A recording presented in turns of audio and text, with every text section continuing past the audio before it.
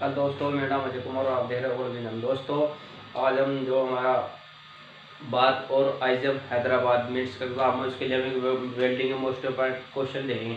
दोस्तों, थोड़ा क्लैरिटी कम दिया क्योंकि लाइट कम आ रही है और मैं आपके लिए एक वीडियो बना रहा हूँ। थोड़ा एडजस्टमेंट करिए, मैं आपको बताता हूँ, आप नोट कर लेंगे कॉपी में। ठीक है, चलो दोस्तों चलते हैं। ठीक है, देखो दोस्तों, पहला question, TIG welding. TIG welding electrode के रूप में प्रयोग किया जाता है टंगस्टन। जो हम टिग वेल्डिंग है तो उसमें हम इलेक्ट्रोड के रूप में प्रयोग करते हैं टंगस्टन। ठीक है, उसके बाद चलते हैं दोस्तों सेकंड, इलेक्ट्रिकल होल्डर।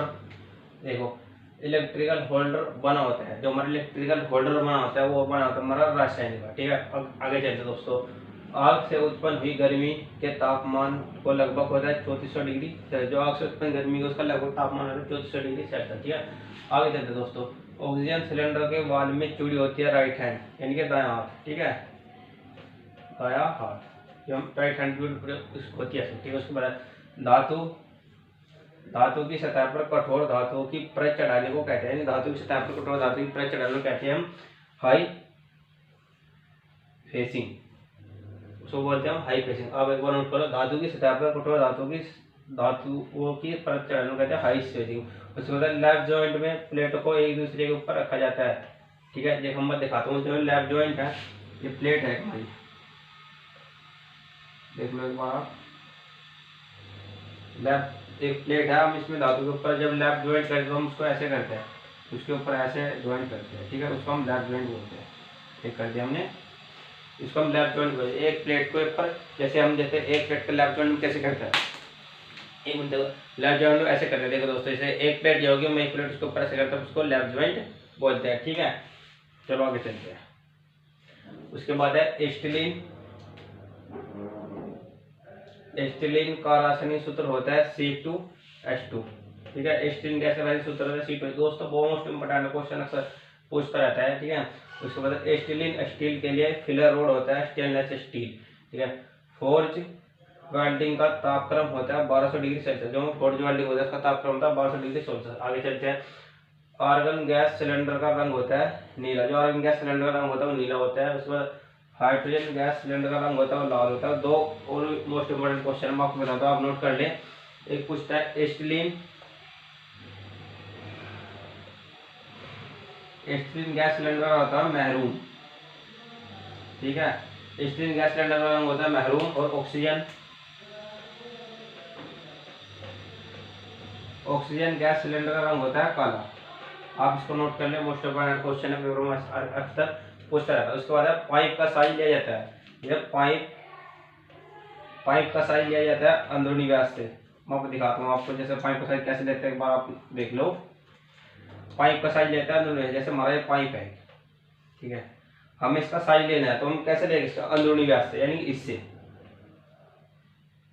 ठीक है, पाइप का साइज लेता है अंदरूनी व्यास से, इससे पाइप का साइज लेता है अंदरूनी व्यास से। ठीक है, चलो आगे चलते हैं। उसके बाद देखते हैं ट्यूब का साइज लिया जाता है। ट्यूब का साइज लिया जाता है बाहरी व्यास से। जैसे हमारी एक ट्यूब है, मैं आपको दिखाता हूँ।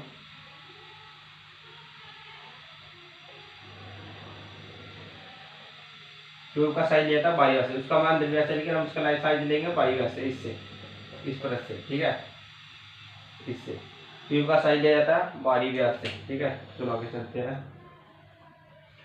V block, question 15, V block किस सेक्शन पर मार्किंग किया जाता है। वी ब्लॉक हम किस सेक्शन में रहता है, बेलनाकार। जैसे वी ब्लॉक है हमारे, ये वी ब्लॉक है, जो बेलनाकार जो होते हैं सेक्शन में मार्किंग की जाती है। जैसे बेलनाकार हमने जो हो जाती है इसमें, ठीक है, कोई रोड है तो उसमें वी ब्लॉक को हम ऐसे करके हम मार्किंग कर सकते हैं।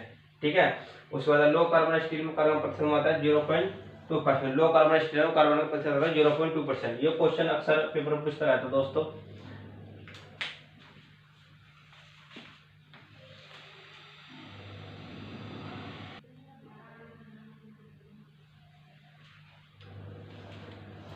चलो दोस्तों आगे चलते हैं। ठीक है, उसके बाद देखते हैं हम plasma arc welding.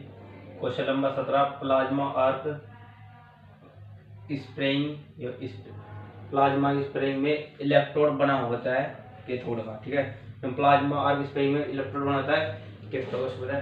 TIG welding में कौन सी पावर प्रयोग की जाती है। टीआईजी वेल्डिंग होती है हमें AC AC या DC हम दोनों प्रयोग कर सकते हैं, दोनों, ठीक है, AC या DC दोनों प्रयोग कर सकते हैं। उसके बाद है फ्लेम के पिट पिट की आवाज़ आने को क्या कहते हैं? जो फ्लेम होती है हमारी, पिट पिट की आवाज़ आने लगती है तो उसमें क्या बोलते हैं?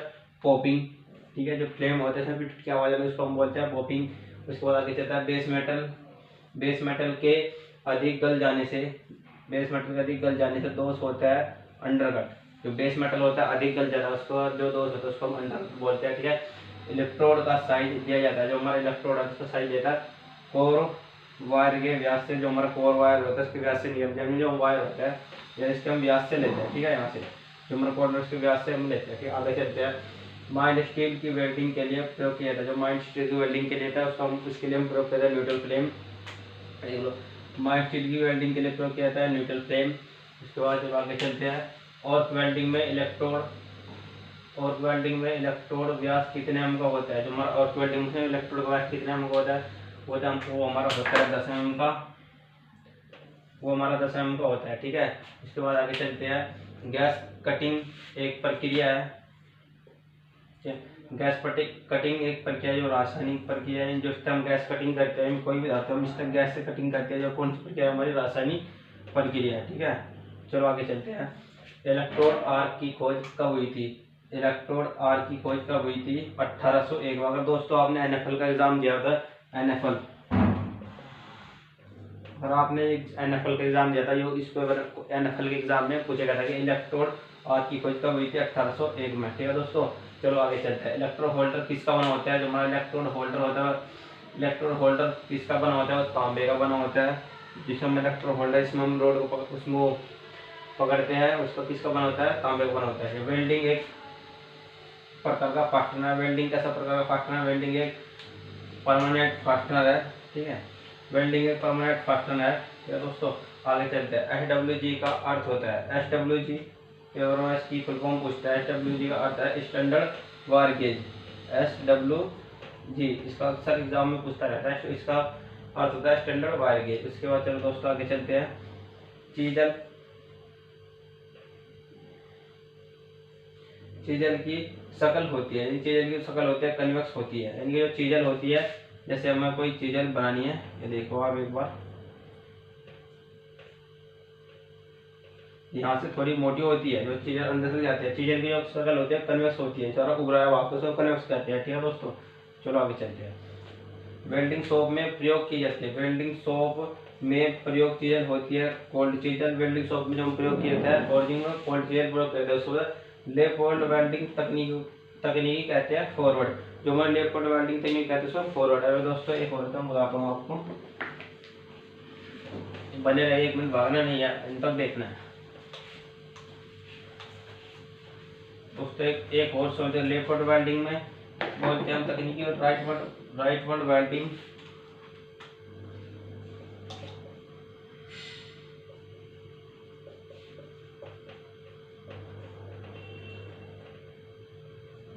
राइटवर्ड